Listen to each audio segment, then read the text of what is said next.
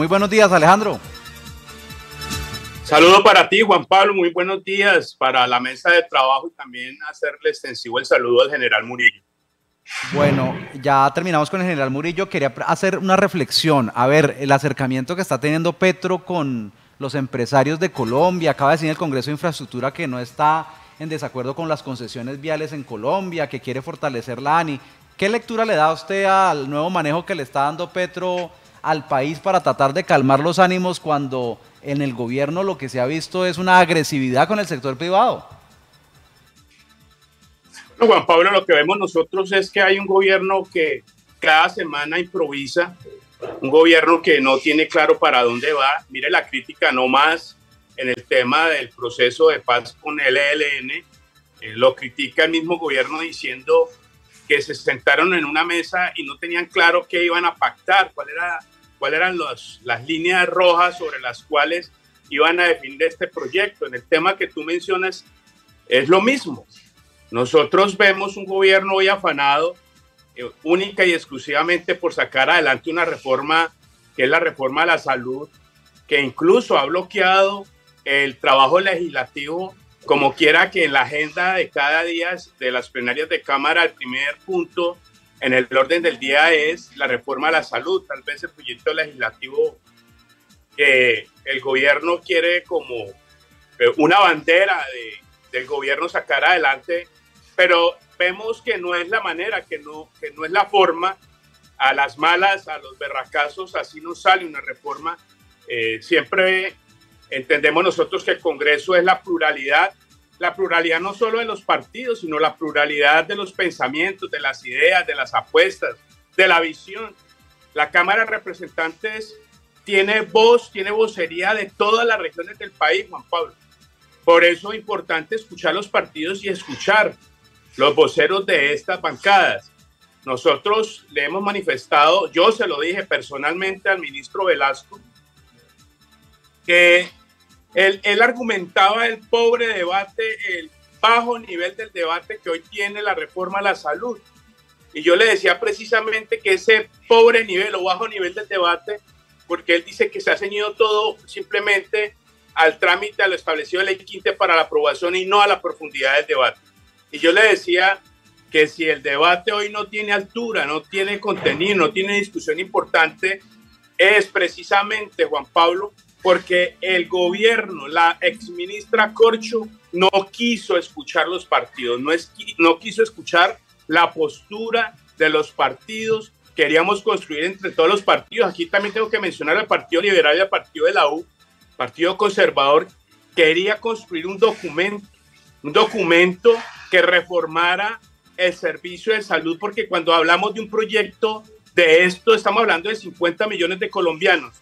Hubo 12 o 15 mesas de trabajo y después de esas 12 o 15 se produjo un documento a los tres partidos que se le entregó al gobierno y la ministra Corcho lo tiró a la basura. Eso hizo que nosotros, al menos el Partido Conservador como bancada, tomó la decisión de apartarse de la discusión y de votar negativamente el proyecto de reforma a la salud. Pero dejo claridad en algo. Hay unos temas que necesariamente hay que modificar, hay que ajustar. Uno, por ejemplo, que lo tratamos de hacer desde el plan de desarrollo, que es el giro, lo perverso de el filtro que le hace las EPS a quien presta el servicio, a los hospitales y a las clínicas. Esa retención de esos recursos, esa demora en el pago de los recursos que finalmente termina asfixiando los prestadores de servicio, hospitales y clínicas. Dijimos no más filtro, no más demora y que sea la ADRES quien le gire directamente al prestador de los servicios hasta el 80% contra, por supuesto, una validación en cuentas que tiene que hacer cada IPS por la prestación del servicio. Está bien, vamos ahí, pero también entendemos nosotros que esa integración vertical, que una EPS tenga su propia clínica, que una EPS obligue al vinculado a que sea atendido simplemente en su propia clínica, no nos parece. La integración vertical no nos parece y estamos de acuerdo que no debe existir. Pero los puntos álgidos, neurálgicos, delicados, Juan Pablo, mire, se acaba el aseguramiento del servicio de la salud. Usted pierde el derecho que tiene a escoger quién le presta el servicio, lo pierde porque habrá un único prestador del servicio. No habrá referencia ni contrarreferencia en la prestación del servicio. El servicio de salud para 50 millones de colombianos está cercano a los 65 billones de pesos.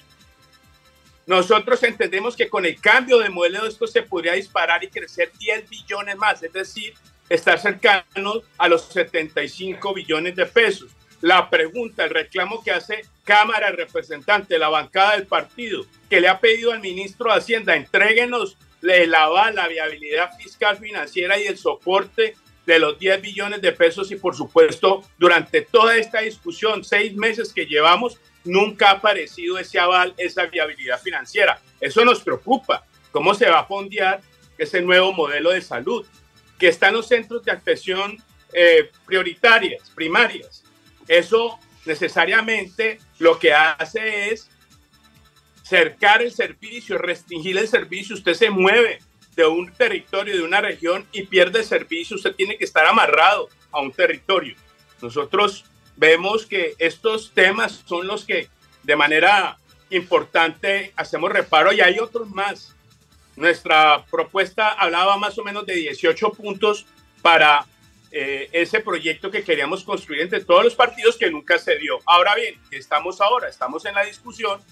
Entonces, en Cámara de Representantes, en la mesa directiva, quiere sacar a la carrera el articulado, y por supuesto nosotros no cambiamos de parecer, no cambiamos de posición, y seguimos votando negativo al proyecto de reforma, al documento que presentó. Si dieran un compás y quisieran involucrar los partidos, necesariamente nosotros hemos dicho que deben retirar el actual proyecto y presentar uno nuevo en el próximo año, en el mes de febrero.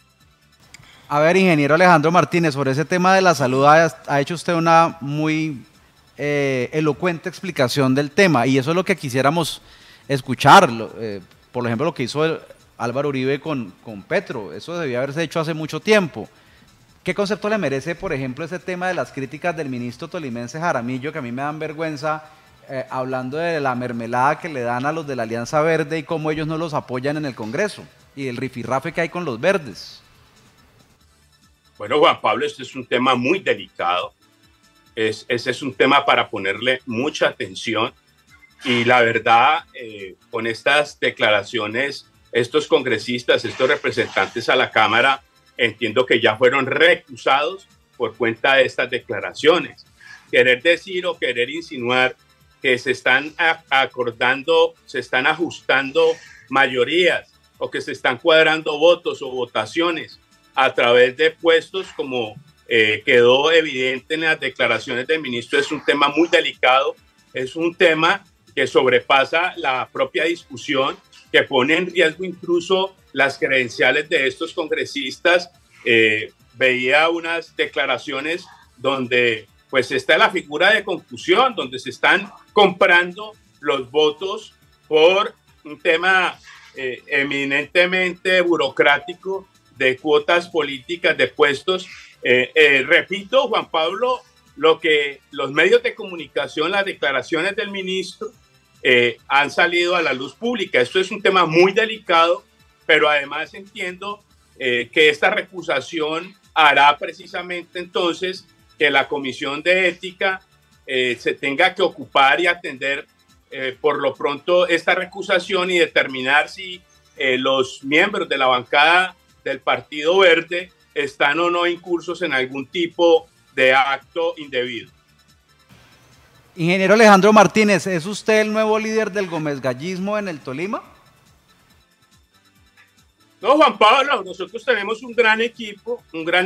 Nosotros, el líder natural, por supuesto, era Luis Humberto Gómez Gallo. Con su pronta partida, nosotros entendimos como equipo y como organización que teníamos un deber ser con ese equipo.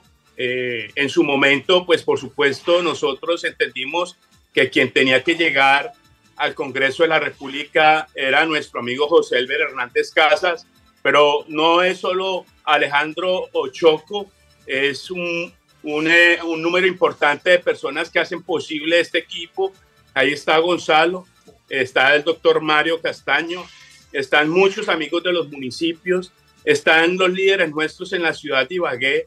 Es un equipo departamental que entiende que hay un espacio que se ha ganado con trabajo, con disciplina, con sacrificio, y lo que queremos nosotros es contribuir en temas de desarrollo, de oportunidades. Nosotros venimos haciéndolo, insisto, logramos al margen de la adversidad, de ese momento duro y difícil, con la muerte de Luis Humberto, logramos que el equipo se parara firme y que eligiera a nuestro amigo José Elber Hernández Casas, representante a la Cámara, quien lo hizo durante 2 periodos de la mejor manera, con un gran balance, con unos grandes resultados para la región y para el territorio. Y por supuesto, no solo el equipo se encarga de lo que tiene que ver con el Congreso, el equipo se encarga de lo regional en temas de ayudar a elegir concejales en los municipios, concejales en la ciudad de Ibagué, diputados de la Asamblea Departamental y por supuesto alcaldes en los municipios donde nosotros históricamente tenemos representación, donde tenemos espacios. Quiere decir esto entonces que Alejandro Martínez es uno más de este equipo, de esta organización, que hoy yo tengo la credencial de Cámara de Representantes, que hago una representación en el Congreso, que no es nada fácil, Juan Pablo, le quiero decir, llegar con un gobierno adverso, con un gobierno que usted no eligió, que nosotros votamos en contra de Petro, que entendemos que Alejandro Martínez se estrena en el Congreso de la República con el primer gobierno de izquierda en la historia democrática del país. Estos son temas complejos, difíciles, pero no por eso nosotros hemos renunciado a la condición o a la capacidad de liderazgo y de ser voceros.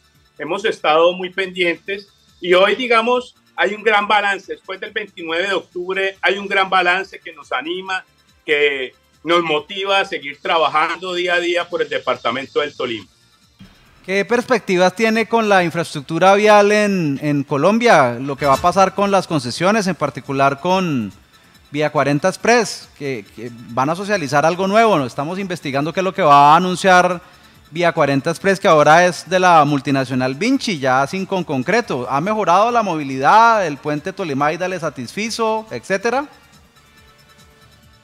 Sí, Juan Pablo, debo reconocer que los trabajos avanzan, se han adelantado, que el tema, el paso, ese cuello botella, ese embudo que se había generado por la variante Melgar y la construcción del puente del Sumapaz, eso se cumplió, se mejoró, se terminó, ha mejorado la movilidad.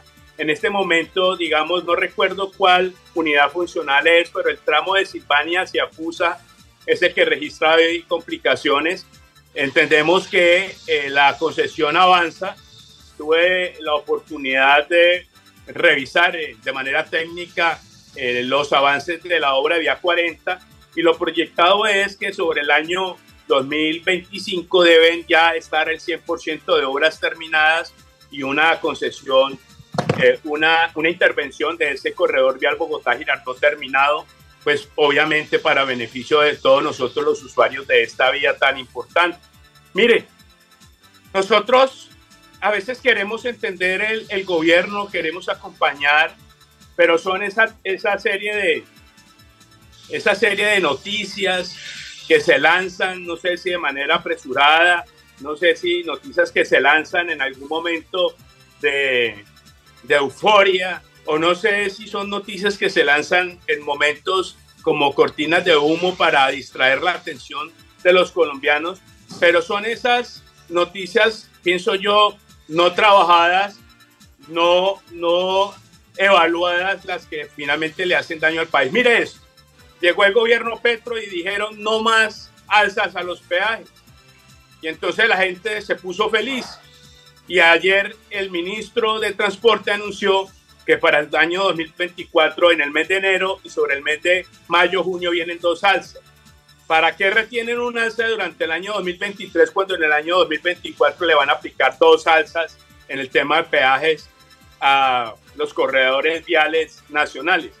Estos son los temas, pienso, Juan Pablo, en los que no se puede improvisar. Hay que ser serios en ese trabajo con el gobierno nacional. El gobierno nacional, veo hoy represada la gestión, las ejecuciones, las ejecutorias, las veo represadas, y entonces el tema económico de alguna manera se detiene. Es de lógica pensar que es el recurso del gobierno nacional, que es el recurso del gobierno departamental, que son los recursos de los gobiernos municipales los que dinamizan la economía. La economía se dinamiza precisamente por las ejecutorias de estos recursos importantes. Nosotros registramos hace semana y media también con mucha preocupación una expresión, una noticia que también lanzó el señor presidente frente al tema de la regla fiscal. Estos bandazos, estas noticias al aire generan de alguna manera pánico, generan incertidumbre, que es lo que no necesita el país. El país necesita estar seguro, el país necesita seguir en esa línea de crecimiento económico, pero eso solo se logra cuando somos capaces de ejecutar los presupuestos, cuando somos capaces de llegar a las regiones, cuando somos capaces de cumplirle a los colombianos. Querido representante Alejandro Martínez, muchas gracias por estar con nosotros y lo volveremos a presentar pronto. Muy amable, un abrazo. Juan Pablo, muchas gracias, un saludo para ti y espero estar por allá pronto.